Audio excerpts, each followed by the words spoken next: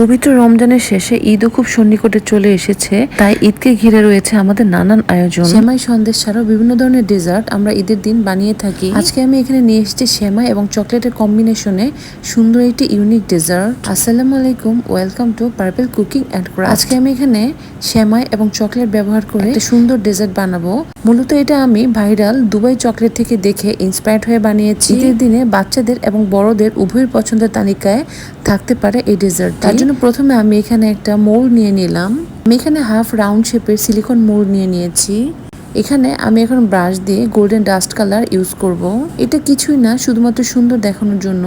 আপনারা চাইলে এটা স্কিপ করতে পারেন। আমি এখানে 1.5 প্যাকেট চকলেট ইউজ করেছি, সেটা আমি ওভেনে মেল্ট করে নিয়েছি। মেল্ট করার পর এখন আমি সিলিকন মোল্ডের মধ্যে চকলেটটা ঢেলে ব্রাশ দিয়ে সুন্দর করে এটাকে স্প্রেড করে দিব। মোল্ডের সবগুলো সার্কেলে যখন চকলেট স্প্রেড করা হয়ে যাবে, তখন আমি এটাকে ফ্রিজে নর্মালে রেখে দিব, যাতে চকলেটটা ভালো মতো সেট হতে পারে। আমার চকলেটটা একটু জমে গিয়েছিল, কারণ ওভেনের টেম্পারেচারটা বেশি ছিল। এতে করে ভয় পাবার কিছু নেই, এটা দিয়েও খুব সুন্দরভাবে চকলেটটা তৈরি করা যাবে। একটা প্যানে পানি নিয়ে গরম হতে দিয়ে দিব। তারপর এখানে আমি দিয়ে দিব পেস্তা বাদাম। আমি এখানে দিয়ে দিব 2 টেবিল স্পুন পেস্তা বাদাম। তবে আপনারা চাইলে পেস্তা বাদামের সাথে অন্যান্য বাদামও ইউজ করতে পারেন। 5 থেকে 7 মিনিট এটাকে সিদ্ধ করার পরে বাদামগুলো আমি তুলে নিব। তারপর আমি বাদামগুলোকে একটু ব্লেন্ড করতে দিয়ে দিব।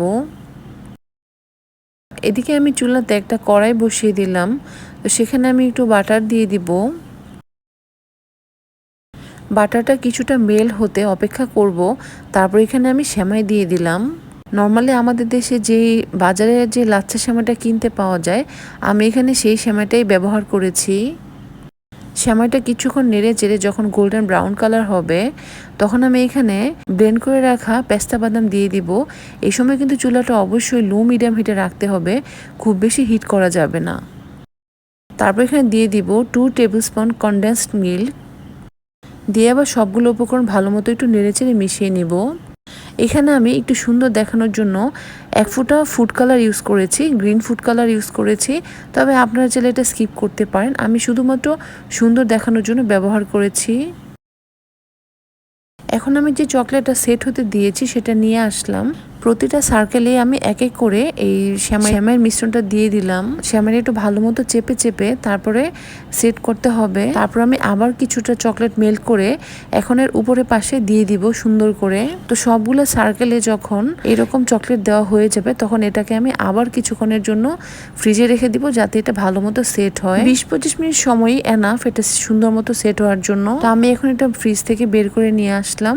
এখন আমি মোল্ড আউট করে দেখিয়ে দিচ্ছি যেটা কেমন হয়েছে। মোল্ড আউট করার পরে আমি সুন্দর দেখানোর জন্য কিছু গোল্ড লিফ ইউজ করলাম। উপরের সাইডটাতে কিছু গোল্ডেন লিফ দিয়ে দিলাম। এগুলো কিন্তু সম্পূর্ণ এডিবল, মানে এগুলো খাওয়া যাবে। এটাও অপশনাল, আপনি চাইলে এটা না দিলেও কোনো সমস্যা নেই। আমি একটা কেটে দেখিয়ে দিচ্ছি। মাশাআল্লাহ খুবই সুন্দর হয়েছে। মাশাআল্লাহটা দেখতেও সুন্দর হয়েছে এবং খেতেও খুবই টেস্টি হয়েছিল। এবার ঈদ আয়োজনে যদি ইউনিক কিছু করতে চান, তাহলে এই সেমাই এবং চকলেটের কম্বিনেশনে এই ডেজার্টটি তৈরি করতে পারেন। ছোট বড় সবাই অনেক পছন্দ করবে। কেমন লাগলো আমার আজকে? যদি ভিডিও ভালো লাগে তাহলে ফেসবুক পেজটা লাইক দিয়ে দিবেন আর ইউটিউব চ্যানেলটা সাবস্ক্রাইব করে রাখবেন। সবাইকে ঈদের অগ্রিম শুভেচ্ছা। আল্লাহ হাফেজ।